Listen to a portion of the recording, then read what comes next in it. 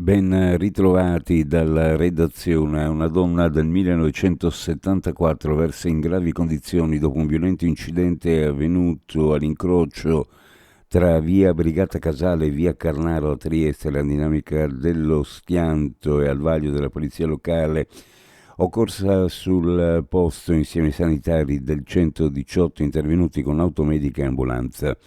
La donna ha riportato gravi traumi, è stata trasportata in codice rosso al pronto soccorso dell'ospedale di Catinara, condizioni critiche. Con l'approvazione delle linee di indirizzo per il triennio 2026-2028 della Fondazione Compa FVG, si vuole potenziare la realizzazione di iniziative formative e azioni dirette a promuovere l'attrattività del lavoro pubblico. In questa fase è caratterizzata da una perdurante carenza di personale. È fondamentale accompagnare inoltre gli enti locali nell'attuazione delle riforme promosse dallo Stato e dalla Regione. Lo afferma l'assessore alle autonomie locali Pierpaolo Roberti dopo che la Giunta ha approvato la delibera con cui vengono adottate le linee di indirizzo alla Fondazione Scuola di Formazione del comparto unico della Regione Friuli Venezia Giulia e Centro di Competenza Compa FVG per il triennio 2026-2028. Con la gara per l'affidamento del servizio pubblico di trasporto marittimo stagionale di passeggeri per il quinquennio 2026-2030 con un investimento complessivo di 37 milioni di euro, si vuole valorizzare il settore come parte integrante della mobilità pubblica sostenibile del Friuli Venezia Giulia a servizio dei residenti e dei turisti, rafforzando il legame tra la costa, le lagune e le ciclovie regionali.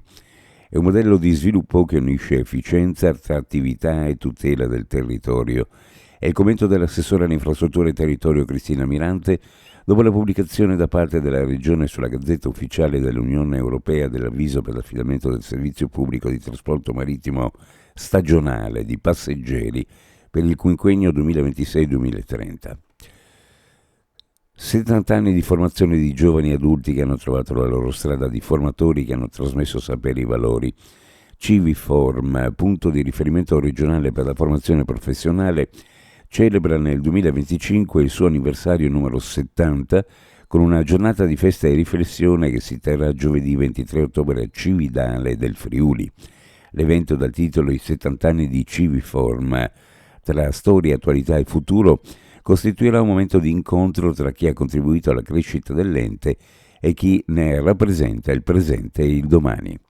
Uno sguardo alle previsioni meteorologiche per la giornata: cielo da poco nuvoloso a variabile, venti deboli, temperature massime in leggero calo, temperature minime in pianura fra 5 e 8 gradi, sulla costa fra 10 e 13, le massime ovunque fra 16 e 19 gradi centigradi.